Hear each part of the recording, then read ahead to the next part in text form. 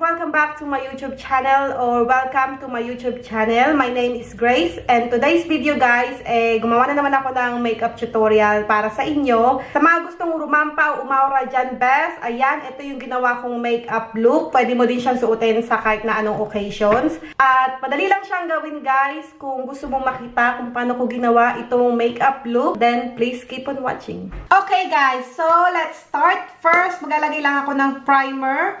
Gagamitin ko tong primer guys from L'Oreal.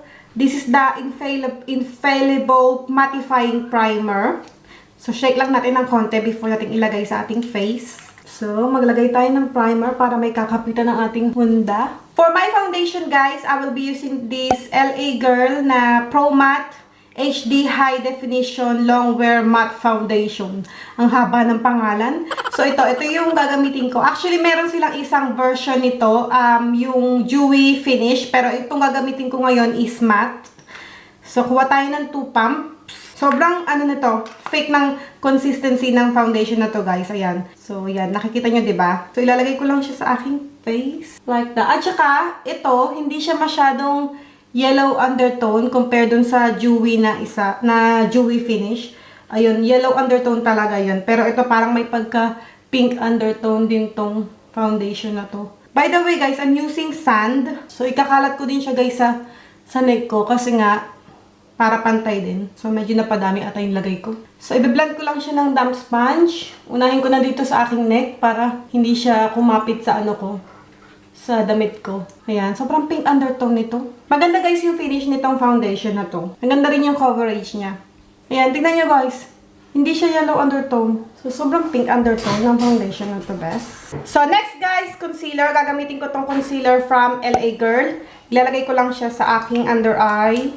Matagal ko nang hindi nagamit tong concealer na to. So, ilalagay ko lang siya dito sa aking under eye area. And then, maglalagay din ako dito sa aking nose bridge. And then, dito din. Hindi ko na guys hina-highlight yung aking, antag dito, forehead. Kasi medyo nagmumukhang maputi yung face ko. Nasusobrahan. So, dyan lang ako naglalagay ng concealer. And then, i-blend ko ulit siya ng damp sponge. Alam nyo ba guys, itong concealer na to dati, sobrang popular niya. Lahat ng makeup guru, ginagamit tong concealer na to noon. Pero parang hindi na, wala na masyadong gumagamit nito. Parang biglang na face out na bigla yung concealer na to. Maganda kaya ito. Tapos ginagamit din nila to pang contour din, yung ibang kulay. Pero kasi ako hindi ako nag-cream contour. Meron akong cream contour pero hindi ko siya ginagamit kasi hindi ako sanay sa cream contour. So ganyan lang guys. Hindi man siya daw na-highlight ng bonggang-bongga yung aking face. Pero okay na yan. Ganyan lang guys. Tapos, i-set ko na ang aking face using powder. Loose powder na lang yung gagamitin ko, guys. I-set ko na lang yung buong face ko. Using this, e.l.f. Beauty Shield na loose powder. Sabi ko sa inyo, guys, hindi ako masyadong gumagamit ng loose powder. Pero kasi meron naman akong loose powder, so gamitin na lang din natin, di ba? Actually, mas madaling gamitin ang pressed powder compare sa loose powder kasi sobrang messy kapag loose powder. Pero like I said, meron naman ako. So, gamitin ko na lang. So, this one, guys, para siyang, mayroon siyang, anong tawag dito? Parang banana powder. Parang ganun. Yan. So, saset ko lang, guys, yung buo kong face using this powder. By the way, guys, ginagamit ko na lang yung damp sponge, ha? Ito na lang pinanga-apply ko. Actually, guys, alam niyo ba, marami akong makeup na hindi ko masyadong ginagamit. So, from now on, gagamitin ko na sila, guys. Kasi, pare-pareho lang yung makeup na ginagamit ko. Tapos, yung iba kong makeup, hindi ko nagagamit. So, ngayon, bibigyan ko ng chance yung iba kong makeup na gamitin ko. Kasi, hindi ko na rin matandaan kung ano yung effect niya sa aking face, kung maganda ba o hindi. Kasi nga, matagal ko na silang hindi ginagamit. Ang tagal ko na din hindi bumibili ng makeup, guys.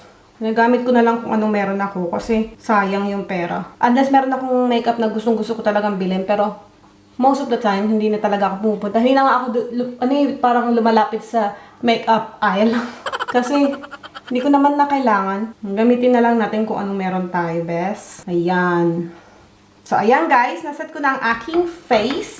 So, next guys, gagawin ko lang ang aking kilay. Gagamitin kong pang kilay today, guys, is this one. This is the Anastasia Brow Powder. Ano tawag dito? Brow Powder Duo. Ayan. So, ito yung gagamitin ko. This is na shade dark brown. So, So, ayan. Actually, sabi ko sa inyo guys, matagal ko na ding hindi nagamit tong powder na to. Kasi ang lagi kong ginagamit is yung pomade.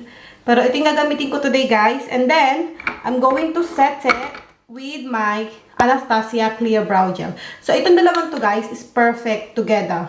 Kapag ginamit mo to, iset mo nitong Clear Brow Gel. Maganda sila talaga together. So, yeah. I'll be right back. Hi guys! I'm back. So, ayan. Tapos ko ng aking kilay. Hindi ko masyadong bet yung kilay ko dito, guys. Kasi parang medyo, ewan ko ba, parang hindi ko masyadong kasundo yung kilay ko dito compare dito. So, hindi ko bet yung kilay ko ngayon, guys. But anyway, okay lang yan. Ganyan na yan. Wala na tayong magagawa. Mahirap kasing ayusin yung kilay, lalo na kapag ano. Kasi hindi na talaga ako sanay dito sa powder na to, guys. Kasi yung brow pomade yung lagi kong ginagamit. So, I need to use it more para mabalik yung gamay ko sa pagpa-powder or sa paggamit nitong powder na to. Anyway, so, maglagay na tayo ng eyeshadow, guys. Ito yung gagamitin kong eyeshadow palette, guys. Matagal ko nang hindi nagamit to. Sobrang tagal na, siguro. At saka hindi ko din masyadong gamit ito. Tignan nyo, oh.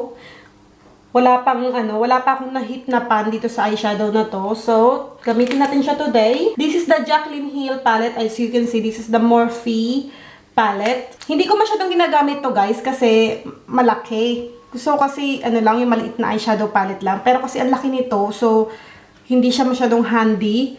Pero, gamitin natin siya ngayon. So, gamitin ko tong transition shade na to, guys. Ayan, nakikita nyo naman, diba? So, i-warm up lang natin ang ating crease. Like that. Hindi ako naglalagay ng eyeshadow primer, guys. Ginagamit ko yung concealer. Kapag nag-concealer ako, kinakalat ko na lang o biniblend ko na lang yung concealer sa aking eyelids. Kasi hindi talaga ako din nahilig sa paglalagay ng eyeshadow primer. But, okay lang yan. Concealer lang talaga yung ginagamit ko. Yan. So, wina-warm up ko lang yung aking crease, guys. Yan. Madaling eyeshadow lang, guys, yung gagamitin natin. Lagi naman. Madaling eye makeup lang. Kasi, ayoko din na nahihirapan. And then next, guys, kukunin ko tong shade na to. At ilalagay ko siya sa aking outer V. Here. And then, i-blend ko din siya sa aking crease. Just like that. Ang laki kasi ng palette na to, mahirap siyang bit-bitin o hawakan. Hindi mo mahawakan yung salamin kapag hawak mo yan. Kasi kapag nag-eyeshadow ako, guys, gusto ko meron akong like handy mirror para mas malapit sa mukha ko o mas malapit yung ginagawa ko. Kasi kapag malayo ka, tapos nagme-makeup ka o naglalagay ka ng eyeshadow, hindi mo masyadong nakikita kung saan mo nilalagay yung eyeshadow. So, kailangan malapit talaga ako sa sa salamin. Yan. Tapos, i-blend ko lang dito sa aking crease. Like that. Yan. Para lang mabigyan ng depth yung ating crease at saka yung ating outer V. Ayan. Lagi nyo naman nakikita, guys, na medyo warm yung ginagawa kong makeup kasi ayun ang hilig ko talaga. Ayun yung mga bet kong makeup, yung medyo warm. Lalo na ngayong summer. Tsaka sa mga morena, ganito yung mga makeup na kulay na bagay sa atin. Diba? Ang warm ng kulay na to, guys. Okay, next, guys, kukunin ko tong shade na ito. Dito sa taas. Ayan, nakikita niyo yung fingers ko. Ayan. Ilalagay ko siya sa aking eyelids. Yung part na hindi ko nalagay ng eyeshadow, ayun, lalagyan ko ng shade na to. So, lagay natin siya dito. So, ayan, guys. Medyo pigmented tong shadow na to, guys. O yung palette na to. Yan. Maganda yung pigmentation niya. Actually, lahat ng Morphe palette medyo pigmented. Maganda yung sobrang worth it kapag bumili ka ng eyeshadow palette from Morphe. Kasi yung quality ng eyeshadow nila, guys, maganda. Ayan, guys. And then, kukunin ko lang itong ginamit ko sa aking transition shade na brush. Be-blend ko lang ng konti yung edges. Para hindi siya mukhang harsh tignan, guys. Blend lang natin. Para maganda yung transition. Ayan. And then, maglalagay ako ng eyeliner. Try ulit nating mag-wing best. Gagamitin ko tong Revolution, ano ba tawag dito? Can't remember. Ilalagay ko yung name, guys, sa screen kapag naalala ko. Yan, medyo malapit ako sa salamin kasi mahirap talagang magganito. Yan, ganyan na lang kaya. Parang classic liner. Kasi natatakot ulit akong mag-wing. Baka biglang pangit tignan. Ano ba? Pero kasi kailangan ko mag-practice din mag-wing kasi para marunong naman ako. Matulis na ba? Okay na yan. So, next guys, maglalagay lang ako ng black eyeliner sa aking waterline. So, black eyeliner lang. And then, parang gusto ko maglagay ng eyeshadow sa aking lower lash line. So, kukunin ko yung nilagay ko sa aking outer V, guys. Ilalagay ko siya sa aking lower lash line. Smudge ko lang siya dito. Ayan, guys. So, next, maglalagay lang ako ng mascara. I will be using this Revolution mascara. Actually, guys, kapag meron kang wing or eyeliner sa iyong eyelids, o sa iyong eyelids, hindi masyado nakikita yung yung mascara mo o yung lashes mo. Tatakpan siya. Yan, tingnan niyo, hindi siya masyadong kita, 'di ba? Hindi naman din mahaba yung pilik mata ko, so hindi siya makita. Tsaka yung wing ko pa naman makapal. Nakapalan ko yung wing ko, so ayan guys, naglagay na ako ng mascara and I'll also put mascara on my lower lashes, guys. So, ayan, tapos na tayo sa ating eyes. Let's go back to the face. So, magko-contour lang tayo, mga best. Gagamitin ko tong Bahama Mama bronzer ng The Balm. So, i-contour natin ang ating face. Ayan, best. Tingnan nyo naman yung shadow na binigay sa akin. Oh. Ayan. O, diba? Kaya hindi ako nagda-diet, best. Kasi ang contour, maganda. Talagang binibigyan kanya ng slim effect na face.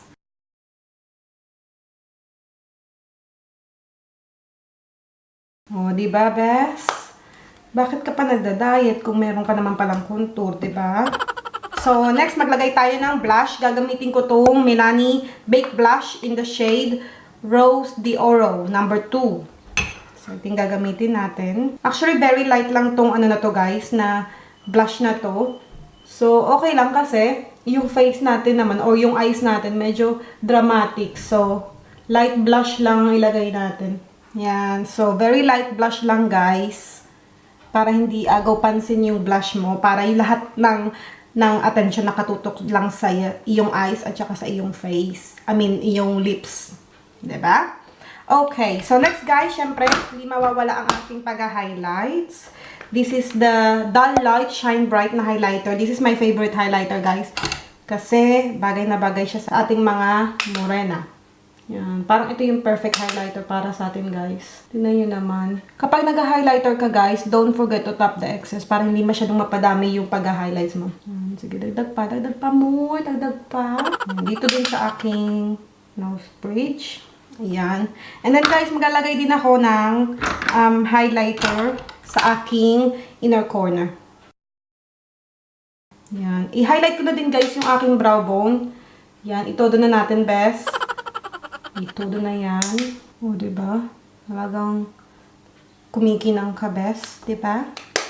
Okay. So, last na, guys. Maglalagay na ako ng liquid lipstick. I will be using this ColourPop liquid lipstick in the shade More Better. Ito, guys, para siyang, magenta yung kulay nito. At sobrang matte niya. Ultra matte. Itong liquid lipstick na to.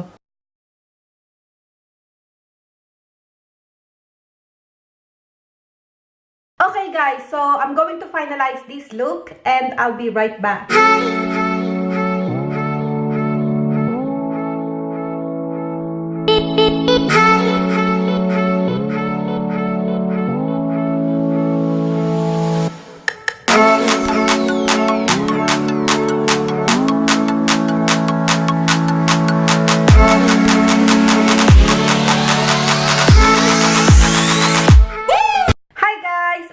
Back. So, ito na ang ating finished look. Sana nagustuhan nyo tong look na ginawa natin. At sobrang dali lang niyang gawin, guys. Mukha lang siyang mahirap. Nahirapan lang ako sa pagwiwing kasi hindi nga talaga ako sanay sa pagwiwing. Pero, the rest of it, sobrang dali lang niyang gawin, guys. So, pwede nyo itong gamitin, guys, itong look na to kapag atin kayo ng mga okasyon, kahit na anong okasyon. Kapag rarampa kayo, kapag gusto niyo rumampa, kapag gusto niyo umaura lang naman, pwede niyo gawin to. Umaura lang, best. But anyway, salamat guys sa panonood. And if you haven't subscribed to my channel, please click the subscribe button down below. And I hope to see you next time. Bye!